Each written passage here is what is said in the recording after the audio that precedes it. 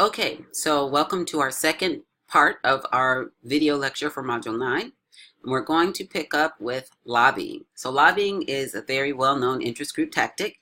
And what happens during lobbying is a representative of the interest group seeks to influence a public official on a policy issue. So there are several possibilities in terms of how interest groups could go about lobbying, but there are three key factors that influence a successful lobbying effort. So first, the organization should work to provide accurate and relevant information to the public official, rather than just going and making an asking them to support your issue or your cause. If an interest group maybe creates a fact sheet or a brochure, something simple with talking points that they can leave with the government official to let them know, to give them an overview of why the issue is important and what their position is. Accurate and relevant information can be useful for that government official so that if they need to explain why they're supporting your issue, you can help them do that to make a strong case. Another aspect of a successful lobbying effort is if you support your engagement with the government official, support that with campaign contributions going back here. So rather than doing each of these individually, successful engagement in lobbying includes making a campaign contribution to your public official and being very public about it so that your government official knows not only that you're making the contribution, they should know how many members are in your organization who are kind of supporting that contribution. And of course, the amount of the contribution, the more the better, as far as trying to gain access and impact their opinions. Although there's some debate about whether making monetary contributions actually buys the votes of government officials. And it may not be a direct relationship, but there is definitely a relationship. And then third, the most successful lobbying efforts will align the views and the positions of the interest group with the views and positions of the government officials' constituents, those people who are in that official's district or in their city or town or state, those folks that they're supposed to represent. So if the government officials' constituents, for example, are in support of building more parks, and you are part of an interest group, an environmental interest group that supports building parks, it's great if you can, number one, go ahead and create a fact sheet or an overview sheet, something colorful with accurate and relevant information for your government official on why it's important to have more parks. If you could make a campaign contribution to that government official during your visit or before your visit, and if you can let that government official know that 88% of the people in their district, for example, also support building more parks. That way, the interest group's interests are in alignment with the constituents of the government official, and that those three factors help to make lobbying efforts much more successful. And that is, interest groups know that, and so they organize in order to accomplish all three of those goals. Now, another important aspect of interest groups is the creation of political action committees. So this is another tactic that interest groups might use. A political action committee is an organization that raises money privately so that they can influence elections or legislation. Now, it's important to note that for political action committees or PACs, the expenditures, the money they spend, cannot be coordinated with a candidate or a campaign. It really has to be independent. Now, even though that is the official rule, there are still ways where candidates coordinate with political action committees. One way is because a lot of times staff who are working for the candidate or backers of a political candidate are also involved with a political action committee. So if you're sharing individuals, then many times the same message does get put across, so that political action committees are actually using their time and energy to support causes of the candidates that they like, and then those candidates benefit from the work of the PAC. Now, the rules as far as how much an individual can contribute, how much a PAC can contribute, they have changed continuously. So I've inserted a link here with current campaign contribution limits just for your information, so that you can see how much can an individual donate to each campaign, how much on a local level, how much on a federal level, And how much can PACs contribute to campaigns as well? Now, finally, a final tactic that an interest group might want to engage in is litigation, taking a government entity to court. So this is a strategy of bringing a lawsuit into court in order to address the issue using the judicial branch. So, for example, pro-life groups have filed suit. They filed in state and federal courts in order to limit abortions. Planned Parenthood has also used the courts and litigation to get injunctions against demonstrators that are blocking access to clinics. So that's just an example of how interest groups on all sides can use litigation. They can use the courts in order to impact public policy. So moving on to the basics of political parties. So we've talked about interest groups. Now we're going to transition to political parties. And again, we're going to start with the basic definition and purpose. So maybe not so surprisingly, the basic definition of a political party is the same as an interest group. It's a group of individuals who join together around a common interest. But the purpose, again, is key, because the purpose of a political party is to run candidates for office. And this is a key distinction because only political parties run candidates for office. Interest groups are organizing to impact public policy.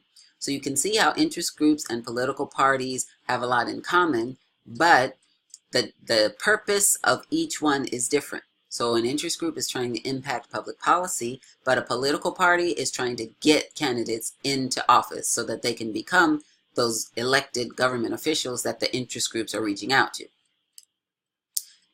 One important aspect of how political parties organize themselves and communicate their positions is the party platform. For the party platform, a committee comes together to write and edit a statement of the party principles and positions. And what the political parties use this for is to publicize not only to members, but to members of the general public who might not be part of the party just yet. They use these platforms to help educate the public about what the political party stands for and how they would plan to address the issues. So several political parties might have the issue of immigration, for example, on their platform. The Republicans may list something about that issue. Democrats may list something about that issue. The Peace and Freedom Party, the Socialist Party, the Green Party, they may all have part of their platform devoted to the issue of immigration. What's key, though, is in finding out how are they framing this issue? How do they talk about it? What do they identify as important about the issue? And how do they propose to address the issue? Because the way they propose to address the issue is going to be very different, even though it's the same issue on its face, immigration. Now, one other small basic regarding political parties is the fact that the United States is considered a two-party system. And there's one main reason for this, and that is because we are a winner-take-all democratic system. And what that means is any election that you've either participated in or heard about, you know that only one person is rewarded by being put into governmental office. There is no proportional representation, and therefore, even if the second place finisher gets hundreds of thousands of votes in the United States, because it is a winner-take-all system, that second place person who got hundreds of thousands of votes actually gets nothing. And because the United States has this winner-take-all system, the rational choice is to either identify with one party or another, vote for one party or the other, because citizens know if you vote for the losing candidate, your voice is not going to be heard at all. Your candidate is not going to be able to access government at all, not even a small percentage. So because we have this winner-take-all system, it has led to the United States being a two-party system. Now, we will talk a little bit about how parties are organized. This is pretty simple. What's important to note is that, if you think about the national party level, then moving down to the state party, and then the local party level, one builds upon the other. So let's actually start here at C. Local parties, they're defined either by county or by congressional district. So in the state of California, our we can have local parties that are either defined by which county they're in or which congressional districts that they're in. Now, those folks who rise up to be leaders of the local parties, they end up becoming leaders of the state parties. So in the state of California, however many local parties we have, leaders in those local parties then become leaders of California party politics. So the members of these state parties, they become a cohort of county and regional party leaders. So if you envision the leaders in the state of California who are coming from these local parties, then when they go on to the national level, it's made up of a consortium of state party leaders. So those folks who came from the state of California, when they go to the national party and they participate, you can envision that the members of the national party are state leaders, and the members of the state parties are local and regional leaders. So they're all kind of interconnected. Regional support for the parties, it differs a little bit between Democrats and Republicans. So as far as Democrats go, most concentration, most support for Democrats is found on the West Coast where we are, also in the Northeast. This is just a general statement because, of course, we know that there are individuals who identify with political parties in all states, with different political parties. This is just a general characterization. For the Republicans, their support is mostly in the South and also the Plains states. And then these battleground states, which do shift and change. Right now, the battleground states are considered to be the upper Midwest states, Colorado and Nevada as well. So what's important for you to understand is that the parties do have regional support. Different areas of the country tend to support either the Democratic or the Republican Party in larger numbers. And then finally, as far as sources of party strength, the Democrat sources of strength are primarily in big cities and also suburbs that are densely populated, very big suburbs. For the Republicans, their sources of party strength are often in rural areas, folks who lived in rural areas, and then some of the suburbs that are less densely populated, so smaller. So this is an overview of interest groups and political parties, some of the ways that they interact, but also some key differences of both.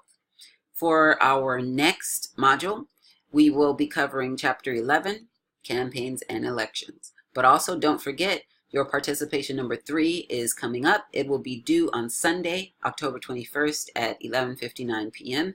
You can check your syllabus for all of the details. Take care, and I'll see you in the next video.